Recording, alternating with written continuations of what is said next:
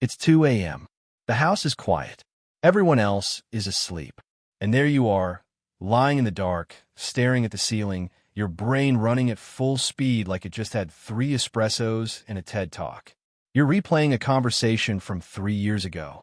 You're solving a problem you don't even have yet. You're wondering why humans have eyebrows, and then somehow you end up thinking about your entire life purpose. Sound familiar? If that's you, welcome. You're not broken. You're not an insomniac. You might just be one of the most fascinating types of thinkers on the planet. But here's what most people get wrong about late-night thinkers. Society treats it like a flaw, like something to fix. Just go to sleep. Stop overthinking. Download a meditation app. And sure, sleep is important. We'll get to that. But what if the reason your brain comes alive at night isn't a malfunction? What if it's actually a window into the way your mind is wired? Let's talk about what's really going on.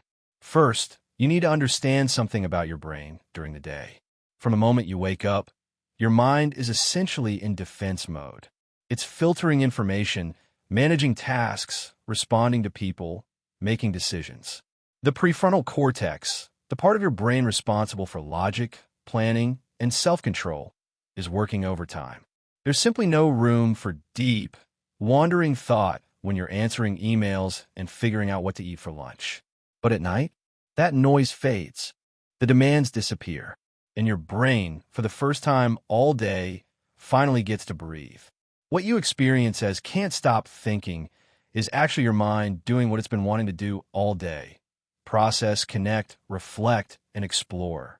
Psychologists call this the default mode network, and it's essentially the brain's background system that activates when you're not focused on a task. It's responsible for creativity, self-reflection, and making sense of your experiences. And it absolutely loves the quiet of night. Here's the interesting part. Research suggests that people who have highly active default mode networks tend to be more creative, more introspective, and often more emotionally intelligent. That restless brain, at 2 a.m., it's not just spinning its wheels. It's making connections your daytime mind was too busy to notice. Think about it this way. Imagine your mind is a library. During the day, people keep walking in and out, asking you for books, rearranging shelves, making noise. You barely have time to read anything yourself. But at night, the library closes. The visitors leave.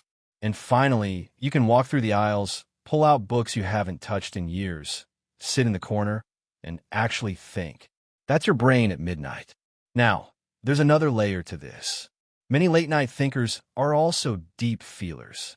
The thoughts that come at night aren't always random. They tend to circle around meaning, identity, relationships, and purpose. Why did I handle that situation the way I did? Am I living a life that actually reflects who I am? What I really want? These aren't the questions you ask during a Monday morning meeting, but they're the questions that matter most.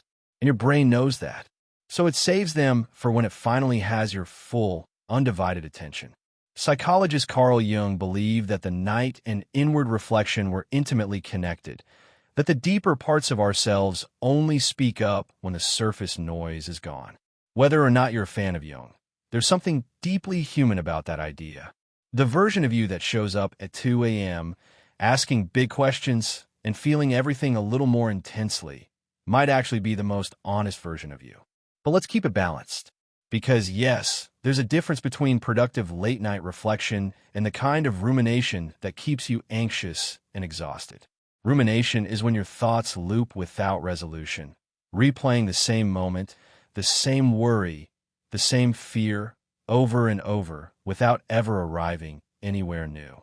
That kind of thinking doesn't serve you. It drains you. The key distinction is movement. Are your late-night thoughts taking you somewhere? Toward insight, toward creativity, toward emotional clarity? Or are they just spinning in circles? That's worth paying attention to. If you find yourself on the more anxious end of late-night thinking, one surprisingly effective tool is what psychologists call a worry window, a dedicated 15-minute block earlier in the evening where you intentionally think through your concerns, write them down, and give them a place to land. When your brain knows it already had the conversation, it's less likely to force one at midnight. But for those of you whose late-night thoughts are genuinely exploratory, the ideas, the dreams, the quiet self-discovery, honor that. Keep a notebook on your nightstand. Some of the most creative breakthroughs in history happened not in boardrooms, but in the quiet hours when someone's brain refused to shut off. Newton, Einstein, Darwin.